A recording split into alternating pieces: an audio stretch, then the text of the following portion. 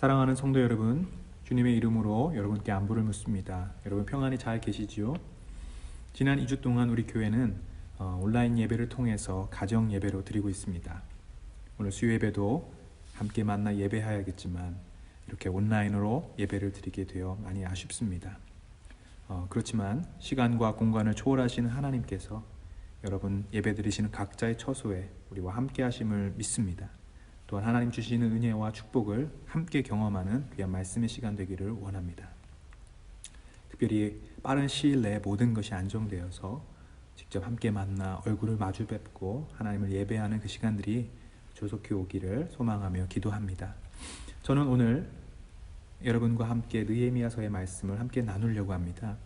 여러분, 느헤미야는 선지자나 제사장도 아니고 또 예언자도 아닙니다. 오늘날로 말하면 여러분과 같은 평신도 지도자라고 할 수 있습니다. 지금으로부터 약 2500여 년 전 중동의 페르시아 왕궁의 한 고위 공직자라고 할 수 있습니다. 어쩌면 수천 년 전, 그것도 우리가 살고 있는 이곳과 수천 킬로 떨어진 그곳에 살았던 한 사람의 이야기가 우리의 삶과 무슨 큰 관련이 있을까 생각할 수 있을지 모릅니다. 그런데 느헤미야서를 깊이 연구하고 묵상하다 보면 몇 가지의 중요한 유익을 얻을 수가 있습니다. 첫 번째는 이 느헤미야를 통해 하나님의 비전을 어떻게 사람들과 함께 나누고 또 어떻게 사람들을 통하여 성취할 수 있는지 느헤미야의 아주 중요한 리더십의 원리와 원칙들을 배울 수가 있습니다. 느헤미야는 늘 항상 사람들과 함께 협력하였습니다. 특별히 자신의 위에 있는 사람, 왕의 마음을 잘 이해했던 사람이고요. 또 함께 일하던 동료들의 마음을 얻었던 사람입니다. 또 밑에 있는 사람들에게도 그 하나님이 주신 비전들을 함께 나누어 함께 움직였던 그런 리더십의 사람이었습니다. 또 하나, 느헤미야서를 통해 얻을 수 있는 유익은 지금 우리 교회가 또 우리 민족이 처한 이 여러 가지 상황의 그 해결책을 볼 수 있다는 점입니다. 당시 느헤미야가 처한 상황은 오늘날 우리 민족과 우리 교회가 처한 여러 가지 어려움과 위기 가운데 있는 상황과 매우 흡사합니다. 특별히 하나님께서는 느헤미야를 통해서 이 모든 상황과 어려움을 어떻게 극복해 나갈 수 있는지 몇 가지 중요한 영적인 원리들을 알려주십니다. 그래서 오늘 이 느헤미야를 함께 나눔을 통하여서 과거 옛날에 있었던 어떤 하나의 역사를 공부하는 것에 그치는 것이 아니라 하나님께서 오늘 우리 가운데 주시는 귀한 메시지가 있다고 저는 믿습니다. 여러분, 오늘 우리 교회가 처한 상황은 어떻습니까? 매스컴과 뉴스를 통하여서 보여지는 한국 교회의 모습들은 수많은 사회의 지탄과 비난을 받고 있습니다. 하나님의 영광과 거룩을 드러내야 할 교회들이 오히려 탐욕과 도덕적 타락의 표본이 되고도 있습니다. 믿는 크리스찬들도 세상 사람들의 존경과 칭찬을 받는 게 아니라 오히려 조롱과 업신여김을 당하고 있습니다. 우리 다음 세대들은 어떻습니까? 부모 세대로부터 그 믿음의 유산을 잃어버리고 마치 오늘 본문 예루살렘처럼 모든 소망과 희망을 잃어버린 포기한 유다 백성과 같은 모습을 가지고 있습니다.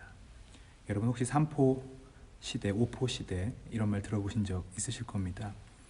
이것은 젊은이들이 포기하는 몇 가지들을 가리켜 말하는 것입니다. 결혼도 포기하고 연애도 포기하고 출산도 취업도 포기하는 시대. 그게 처음에는 3가지, 4가지로 시작하였지만 이제는 9포, 10포 그리고 모든 것을 포기하는 그런 시대가 되었다는 것입니다. 다음 세대에 꿈이 없습니다. 비전도 보기 힘듭니다. 그냥 하루하루 돈 때문에 살고 먹기 위해 살아가는 그러한 세대가 되어가고 있습니다. 오늘 말씀 속에 유다 이스라엘 백성의 상황도 이와 비슷합니다. 절망적입니다. 오늘 2절, 3절을 보시면 느헤미야는 그 형제들 중 바벨론의 포로로 잡혀오지 않고 예루살렘에 남아있던 유다 백성들의 소식에 관해서 듣게 됩니다. 3절에 이렇게 얘기합니다. 그들이 나에게 대답하였다. 사로잡혀 오지 않고 그 지방에 남은 사람들은 거기에서 고생이 아주 심합니다. 업신여김을 받습니다. 예루살렘 성벽은 허물어지고 성문들은 다 불에 탔습니다. 그런데 하나님께서는 이 느헤미야 같은 사람 한 사람을 통해서 그 무너진 성읍과 성벽을 재건하고 이 땅 가운데 무너졌던 하나님의 영광과 거룩을 회복하는 이 일들을 이루어가기를 원하십니다. 특별히 우리에게 주시는 메시지도 그와 같습니다. 지금 특히 코로나 바이러스를 통하여 전 세계가 두려움과 공포로 그리고 절망에 빠져 있습니다. 무엇보다도 교회들이 비난받고 업신여김을 받습니다. 그로 말미암아 복음 전도의 길도 막히고 이제는 우리가 가진 이 신앙조차 위협당하는 시기가 되었다는 것입니다. 하나님께서는 그렇지만 이 다시 교회의 회복과 부흥을 위해 사람들을 일으키며 기도로 그 일들을 감당할 수 있는 오늘날의 느헤미야를 찾고 계신다고 저는 믿습니다. 바라기는 저와 여러분 모두가 하나님이 찾으시는 이 느헤미야와 같은 사람 되기를 주님의 이름으로 축복합니다. 느헤미야는 그 이름의 뜻이 하나님의 위로라는 뜻을 갖고 있습니다. 다시 말하면 하나님께서는 느헤미야 같은 사람들을 통해서 이 시대의 사람들을 위로하기를 원하신다는 것이죠. 절망이 없는 곳에 소망을 주고 꿈과 비전이 없는 자들에게 하나님의 소망과 위로를 전하는 사람, 그 사람이 바로 오늘날의 느헤미야입니다. 그렇다면 오늘 우리는 느헤미야의 모습을 통해서 무엇을 배울 수가 있습니까? 오늘 몇 가지를 찾아서 함께 말씀을 통해 은혜를 나누고자 합니다. 첫 번째, 느헤미야는 다른 사람의 아픔 그리고 민족의 아픔에 공감하는 사람이었습니다. 당시 역사적 배경을 조금 이해하기 위해 느헤미야가 활동하던 시기로부터 약 100여 년 전 아주 중요한 한 가지 사건을 먼저 살펴볼 필요가 있습니다. BC 586년 느헤미야의 시기보다 약 130여 년 전 유다 민족은 하나님을 떠나고 하나님의 말씀에 불순종하여서 그 결과 가장 강대했던 당시 바벨론이란 나라에 의해 완전히 멸망하게 되고 또 선지자들의 예언 그대로 바벨론의 포로로 끌려오게 됩니다. 느헤미야는 누구냐? 바로 이때 끌려왔던 유다 민족들의 후손입니다. 그곳에서 태어난 이민 2세대 혹은 이민 3세대의 자손이라고 할 수 있습니다. 그런데 그 영원할 것 같았던 강대한 바벨론이 약 100년도 되지 못해서 그 다음에 나타난 페르시아라는 제국에 의해 또다시 멸망하게 됩니다. 당시 페르시아는 중동과 아시아를 걸쳐 대부분을 다스리는 엄청난 큰 제국이었습니다. 느헤미야는 비록 포로의 후손이었지만 이후에 페르시아가 바벨론을 점령했을 때 바로 그곳에서 성공하고 인정받고 출세해서 페르시아의 왕을 가장 가까이서 섬기는 권력의 제2인자가 될 수 있었습니다. 오늘 말씀 11절에 보면 느헤미야의 직업이 나오는데요. 왕에게 술잔을 받들어 올리는 일을 맡아보고 있었다 하고 있습니다. 개역 개정 성경에 보면 왕의 술관원이 되었다라고 말씀합니다. 당시 술관원이라는 이 일은 왕에게 가장 신임을 얻은 사람들 할 수 있는 그런 일이었습니다. 당시에는 황제나 왕을 독살하여 죽이는 암살 시도가 많았기 때문에 왕은 자기가 먹는 모든 음식, 마시는 모든 음료를 미리 먹어보고 관리할 수 있는 가장 믿음직한 사람이 필요했습니다. 바로 이 느헤미야가 왕에게 가장 신뢰와 신임을 받은 바로 술관원이었던 것이죠. 그래서 느헤미야는 성공한 이민자로서 굳이 고향에 대한 사정을 알 필요도 없고 관심을 갖지 않아도 되었습니다. 그러나 느헤미야는 여전히 자신의 민족과 자신이 두고 온 고향 유다 예루살렘을 향한 뜨거운 마음, 열정을 가지고 있었습니다. 이것은 느헤미야가 단순히 애향심을 가졌다는 것뿐만 아니라 이 유다 백성을 향한 하나님의 사랑을 알았고 하나님 아버지의 마음을 느꼈기 때문입니다. 그래서 이 느헤미야가 늘 고향에 관한 소식을 궁금해했던 차에 마침 동생 하나니를 통해서 그 소식을 듣게 된 것입니다. 근데 앞서 말씀드렸듯이 그 상황이 어떠했습니까?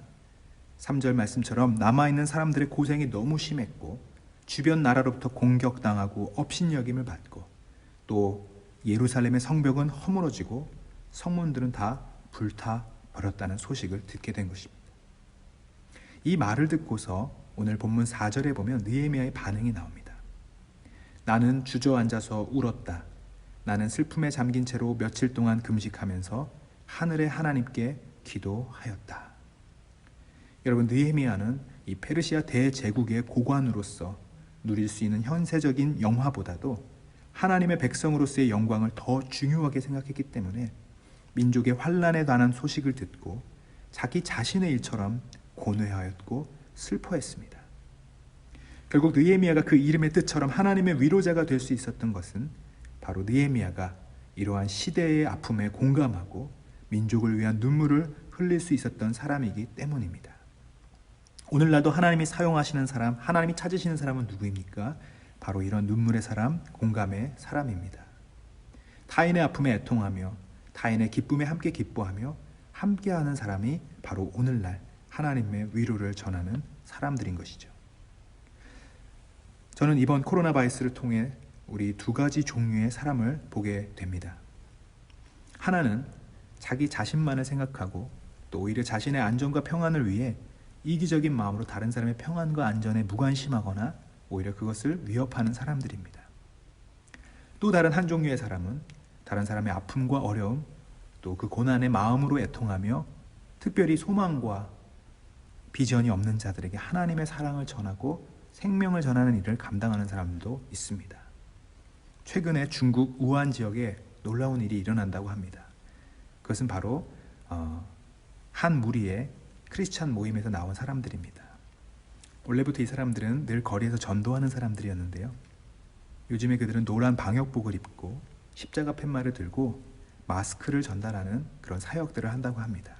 그러면서 십자가 팻말에 하나님은 당신을 사랑하십니다.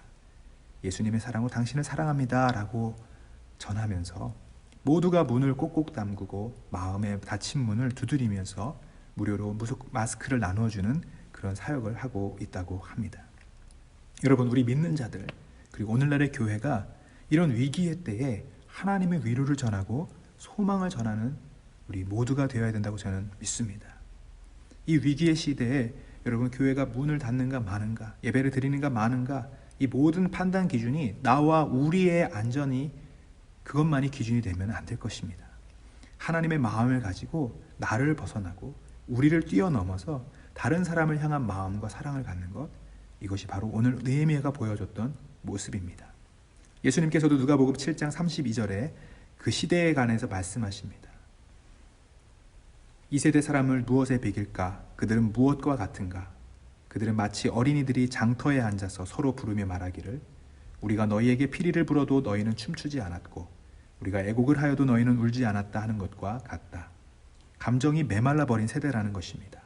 울어야 할 때 울지 못하고 함께 기뻐해야 할 때 기뻐하지 못하는 세대. 다시 말하면 공감 능력이 사라져버린 시대라는 것입니다. 여러분, 우리는 신앙인이 되기 이전에 먼저 공감하는 자가 되어야 할 것입니다.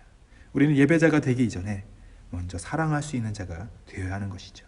바로 이것이 오늘 느헤미야가 보여준 하나님 아버지의 마음입니다. 물론 요즘 세상 사람들도 이 공감에 대해서 공감의 능력, 감성 지수, IQ보다 EQ가 중요하다 이런 이야기들은 세상 사람들도 많이 합니다. 그런데 이 공감과 애정만으로는 부족합니다.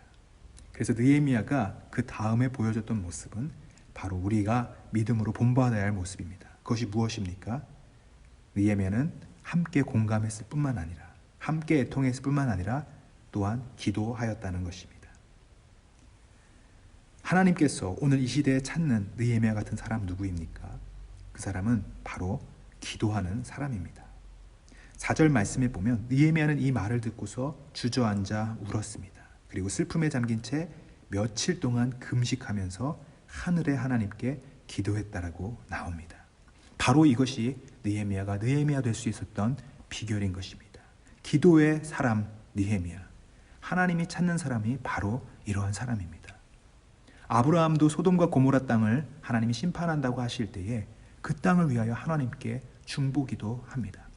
모세도 이스라엘 백성을 심판하고자 하실 때 하나님 앞에 두 손을 들고 그 백성을 위해 간절히 기도하였습니다. 하나님께서는 하나님과 사람들 사이에 서서 하나님의 마음을 돌이키고 또한 기도를 통해 백성들의 마음을 돌이킬 중보 기도자를 찾고 계시는 겁니다. 그래서 에스겔 22장 30절에 말씀하십니다. 나는 그들 가운데서 한 사람이라도 이 땅을 지키려고 성벽을 쌓고 무너진 성벽의 틈에 서서 내가 이 땅을 멸망시키지 못하게 막는 사람이 있는가 찾아보았으나 나는 찾지 못하였다. 여러분, 무슨 이야기입니까? 하나님께서는 심판을 작정하셨지만 사실 하나님은 이 심판을 취소하고 싶은 겁니다. 심판을 미루고 싶은 겁니다. 그런데 그 누군가가 하나님과 사람들 사이에 서서 하나님, 저희를 불쌍히 여겨 주시옵소서. 하나님, 우리 백성을 불쌍히 여겨 주시옵소서. 이렇게 기도하는 사람을 찾으셨는데 결국 찾지 못하셨다는 것입니다. 그래서 31절에 이렇게 계속해서 말씀하십니다. 그래서 나는 그들에게 내 분노를 쏟아부었고 내 경노의 불길로 그들을 멸절시켰다. 나는 그들의 행실에 따라 그들의 머리 위에 갚아 주었다. 나 주 하나님의 말이다. 여러분, 지금 코로나 바이러스로 온 세계가 어려움을 겪고 있습니다. 그런데 하나님이 찾으시는 사람은 이 코로나의 원인이 무엇이고 문제가 무엇인지 그것을 논평하고 진단하는 사람이 아니라 정말 하나님과 이 절망의 백성 사이에 서서 기도와 금식으로 하나님의 긍휼을 구하는 그 기도자, 그 한 사람을 찾으시는 것입니다. 여러분, 우리가 이 시기에 할 일이 무엇입니까? 내 한 사람의 신앙을 간신히 지키는 정도가 아니라 그것을 넘어서서 이 나라를 위해 기도하고 민족을 위해 기도하고 우리 교회를 위해 기도하는 우리 모두가 되어야 할 줄로 믿습니다. 그것이 바로 오늘 느헤미야가 보여주었던 행동입니다. 그는 사실 민족의 아픔에 관심 갖지 않아도 잘 살 수 있었습니다. 자기와 자기 가족의 안위만 생각한다면 기도할 필요도 없었습니다. 그러나 그는 그 민족의 아픔, 민족의 죄를 자신의 죄로 알고 회개하며 기도했습니다. 사랑하는 여러분, 오늘도 여러분도 이 기도의 사람이 되시기를 결정하시고 기도의 무릎을 꿇기로 작정하는 우리 모두가 되기를 주님의 이름으로 축복합니다. 특별히 이제 5절부터 나오는 느헤미야의 기도의 내용은 그의 기도가 더 특별한 기도가 될 수 있도록 돕는 기도입니다. 특별히 어떤 기도를 드렸습니까? 5절을 읽겠습니다. 주 하늘의 하나님, 위대하고 두려운 하나님, 주님을 사랑하는 이들과 세운 언약, 주님의 계명을 지키는 이들과 세운 언약을 지키시며 은혜를 베푸시는 하나님. 느헤미야는 자신이 기도하는 그 기도를 들으시는 대상이 누구인지 정확히 알고 있었습니다. 때로 우리의 기도는 그냥 하수연이나 신세한탄을 하는 기도가일 때가 많습니다. 그러나 느헤미야는 정확히 자신의 기도를 들으시는 그 하나님의 속성과 성품의 근거에서 기도하고 있습니다. 느헤미야가 믿는 하나님은 어떤 하나님입니까? 첫째로 위대하고 두려운 하나님이라는 것입니다. 하나님은 위대하시고 우리가 경외해야 할 대상입니다. 기도는 마음씨 착한 할아버지에게 떼쓰는 그런 행위가 아닌 것입니다. 기도의 응답 여부가 내가 얼마나 열심히 부르짖는가에 달려있지 않습니다. 그 응답의 여부는 오직 우주를 창조하고 다스리시는 하늘의 하나님, 그분께 모든 결정과 판단이 있음을 우리는 인식해야 합니다. 특별히 오직 하나님의 그 성실하신 성품과 그 약속에 근거하여 기도해야 합니다. 하나님은 내 기도를 들어주셔야 해서 들어주시는 것이 아니라 우리를 사랑하시고 또 그 사랑을 기반한 약속을 해주셨기에 하나님은 그 약속을 지키시는 신실하신 분이시기에 우리의 기도를 들어주시는 것입니다. 많은 사람들이 신앙을 오래 가지면서도 하나님께 마치 협상을 하거나 조건을 걸고 하나님, 내가 이런 일을 했으니 기도를 들어주십시오 라고 하는 어린아이와 같은 기도를 할 때가 있습니다. 물론 신앙의 초보에는 그렇게 할 수 있습니다. 그런데 느헤미야는 하나님의 속성과 성품을 알고 그것을 위해 기도했습니다. 하나님이 얼마나 위대하시며 얼마나 크신 분인지, 그리고 그분은 모든 거룩과 경외함을 받기에 합당한 분임을 먼저 알았습니다. 그러다 보니 느헤미야의 기도는 회개로부터 시작할 수밖에 없었습니다. 6절, 7절을 읽어보겠습니다. 이제 이 종이 밤낮 주님 앞에서 주님의 종 이스라엘 자손을 위하여 드리는 이 기도에 귀를 기울이시고 살펴주십시오. 우리 이스라엘 자손이 주님을 거역하는 죄를 지은 것을 자복합니다. 저와 저의 집안까지도 죄를 지었습니다. 우리가 주님께 매우 큰 잘못을 저질렀습니다. 주님의 종 모세를 시키시어 우리에게 내리신 계명과 율례와 규례를 우리가 지키지 않았습니다. 여러분, 우리의 기도가 왜 회개로부터 시작되어야 됩니까? 우리는 오직 하나님의 자비와 사랑에 근거할 수밖에 없는 죄인이기 때문입니다. 기도가 협상이 아닌 이유는 내가 구할 자격이 없는 자이기 때문입니다. 기도가 떼쓰는 것이 아닌 것은 이미 기도를 하는 우리가 하나님 앞에 들고 나갈 것이 아무것도 없기 때문입니다. 그래서 옛 신앙의 선조들이 기도했던 대로 주여 자비를 베푸소서, 주여 긍휼히 여기소서, 주여 불쌍히 여기소서, 우리의 기도가 바로 이곳에서부터 시작되는 것입니다. 특별히 느헤미야는 자기의 죄뿐만 아니라 조상들의 죄를 자기의 죄와 동일시하며 기도했습니다. 여러분, 오늘날 이 땅에 일어나는 모든 일들은 중국의 문제도 아니고 대구만의 문제도 아니며 우리 모두의 죄이고 나의 문제임을 우리가 고백해야 할 것입니다. 특별히 이 신천지를 통해 수많은 젊은 청년들이 수십만 명이 그곳에 빠지는 것은 먼저 우리 교회가 일차적인 책임을 있음을 인정해야 할 것입니다. 다음 세대를 위한 체계적인 교리와 말씀 교육이 부족했고 또 그들을 하나님의 말씀으로 온전하게 세우지 못했던 부분들을 우리가 회개해야 할 것입니다. 하나님께서는 이 시기를 통해 우리 한국교회가 여러 가지 면에서 회개하고 회복되기를 원하십니다. 특별히 8절 9절을 보면 느헤미야의 기도는 하나님의 약속을 근거하여 드리는 기도임을 볼 수 있습니다. 8절 9절을 읽어보겠습니다. 주님의 종 모세를 시키시어 하신 말씀을 기억하여 주십시오. 우리가 죄를 지으면 주님께서 우리를 여러 나라에 흩어버리겠지만 우리가 주님께로 돌아와서 주님의 계명을 지키고 실천하면 쫓겨난 우리가 하늘 끝에 가 있을지라도 주님께서 거기에서 우리를 한데 모아서 주님의 이름을 두려고 택한 곳으로 돌아가겠다고 하신 그 말씀을 이제 기억하여 주십시오. 하나님께서는 돌아와 회개하면 회복시키시고 용서하시겠다는 약속을 의지하며 기도하는 것입니다. 느헤미야는 이것을 신명기 30장 1절에서 5절의 말씀을 인용하며 기도했습니다. 하나님께서 회복시키시고 회개할 때 돌이키시겠다는 그 믿음과 소망의 근거를 두고 간청하고 있는 것입니다. 하나님께 간구할 수 있는 가장 훌륭한 호소의 기도는 바로 하나님의 약속과 언약을 인용하는 것입니다. 하나님의 성품에 근거한 기도인 것입니다. 하나님은 어떤 분이십니까? 여러분을 벌하시고 고난을 주는 분이 아니라 그것을 통하여 결국은 깨닫게 하시고 돌아오게 하시는, 그리고 회복하게 하시는 데 목적이 있음을 우리가 알아야 할 것입니다. 오늘 1장의 말씀을 함께 나누었습니다.